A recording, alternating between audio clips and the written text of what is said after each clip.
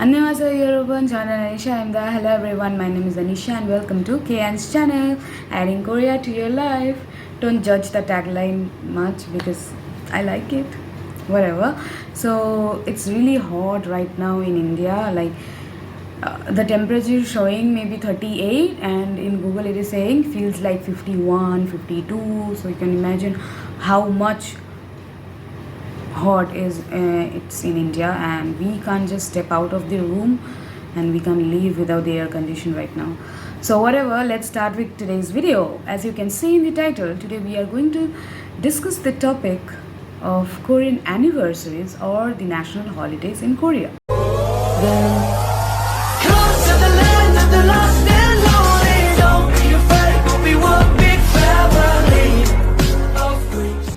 So the first one is the New Year's Day, which is 1st January, and basically it's a national holiday in all over the world, basically, not country, any country, or it's a holiday in all over the world, and people enjoy that day, go out with their friends or families, have fun and anything. So the second national holiday in Korea is the Korean New Year, or Solal in Korean, and it is the most important holiday in Korea. It consists of a period of celebrations and it lasts 3 days.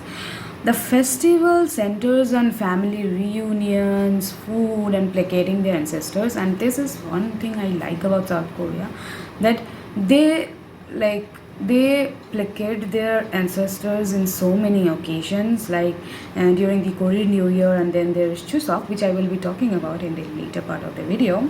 And now let's talk about the Korean New Year. So during this period, it is common for adults to wear hanboks, the traditional Korean costume, or you can say the traditional dress of Korea, hanbok. I will put the pictures over here. You can see this one is the woman's hanbok and this one is men's.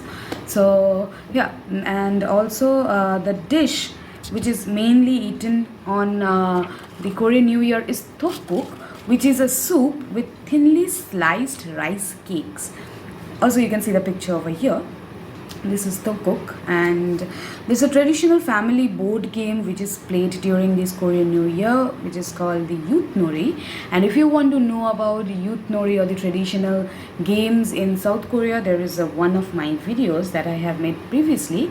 I will put the suggestion or the link in the description box. Do watch it if you want to know more about the traditional games of South Korea. And men and boys also fly rectangle kites called yon. So this kite thing is very much similar to our culture, like we also during some occasions or some festivals we also fly kites, and they also do the same. So yeah, the third national holiday is on March 1st, which is the Independence Movement Day, also called Samil Chol in Korean. So this day commemorates a nationwide independence movement which took place in 1919 in protest against the colonization by Japan. So Japan was colonizing Korea for a long time. It was during 1919 to about 1940 or something. I don't really remember right now, because there was so much information. Even I have to, if you're noticing that I am looking downwards, yeah, because there was so much information about the national holidays and I really wanted to know and talk about it in detail. So I have to write it down first and then talk about it. So that's the reason I am looking downwards, if you have noticed. So I don't remember the day Japan left Korea, but yeah, it was the protest, the Independence Movement Day, that is on March 1st. There is a national holiday on this day every year. On this day, protesters demonstrated against the Japanese occupation, depriving Koreans of many freedoms. Like this was the first day Koreans protested against the Japanese. It was a turning point. An estimated 2 million people took place in the streets in peaceful demonstrations and declaration of independence, and was read at a rally in Seoul. So it was a very big event that time, and like if you know about the Dandi March, The independence movement was somewhat similar to Dandi March, and so this led to thousands of arrests and violence, and many Koreans were injured as well as killed during this independence movement. So I checked, and it was in 1945 when Japan left Korea, and after a year, that is in 1946, this day was designated as a day of commemoration for the independence movement, and in 1949 it became a national holiday.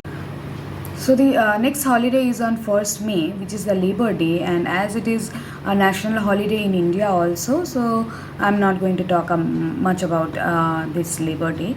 Let's move on to the next one, which is 5th May, which is the Children's Day in South Korea. So it was founded by a Korean children's writer, Pang Chung-hwan, in 1923 as a way to instill in children a sense of independence and national pride. This day highlights the dignity of children and their need for love, care, and respect. As we also have Children's Day in India on 14th of November. In India, the Children's Day was started by Jawaharlal Nehru, who was the first Prime Minister of India.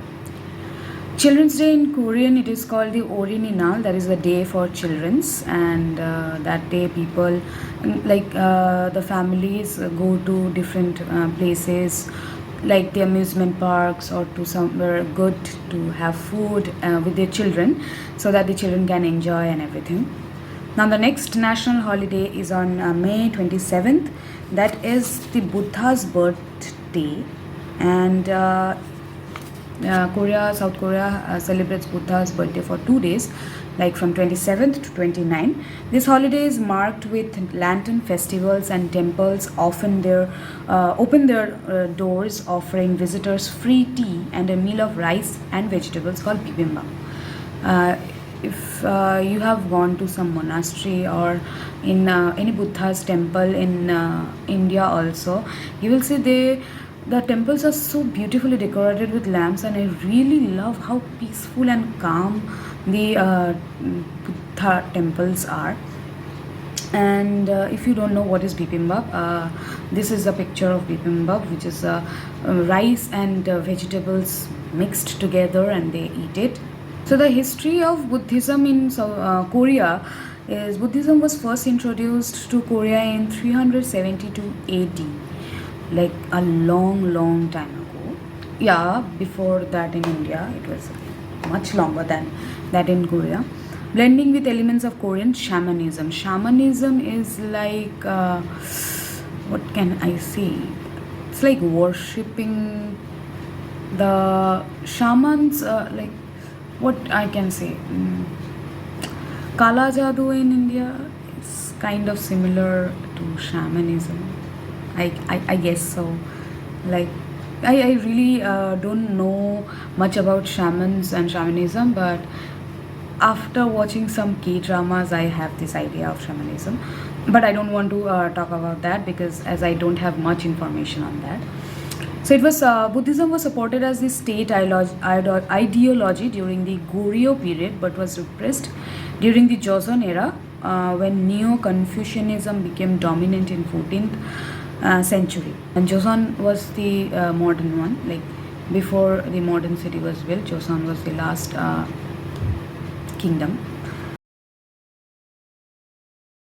A famous event to mark Buddha's birthday is the Lotus Lantern Festival, or Yeondongho in Korean. So if you want to know more about the Lotus Festival, I have a video on that too, which I will put the suggestion. If you want to watch and know about the Lantern Festival, you can know about that. And the Lantern Festival, I have seen a lot of pictures and they are so beautiful. Like the lanterns are created in so many monuments, like animal shaped or some human shaped and bird shaped and so many things. Like I literally love how creative the lanterns are, how much thoughts people have to give to make those lanterns, and it's so pretty and beautiful. Seoul and other places which has this lantern festival looks so beautiful, so beautiful. Also they do have that floating lanterns. If you have watched Rapunzel, you will know the floating lanterns. I love floating lanterns, by the way. Whatever. And now let's know more about Buddha. People from all over the world gathered together in Seoul with over 100,000 participants, each holding glowing lanterns which represent a commitment to the Buddha's enlightenment teachings. Yeah, the teachings of Buddha is something people of the modern world should know, so that like so much harshness in today's world, in today's modern world and everything, so we must meditate and also learn Buddha's teachings. I am saying, but I myself uh, did not learn Buddha's teaching much, but I think I should start. Whatever, let's move on to the next. I'm talking very much, I know.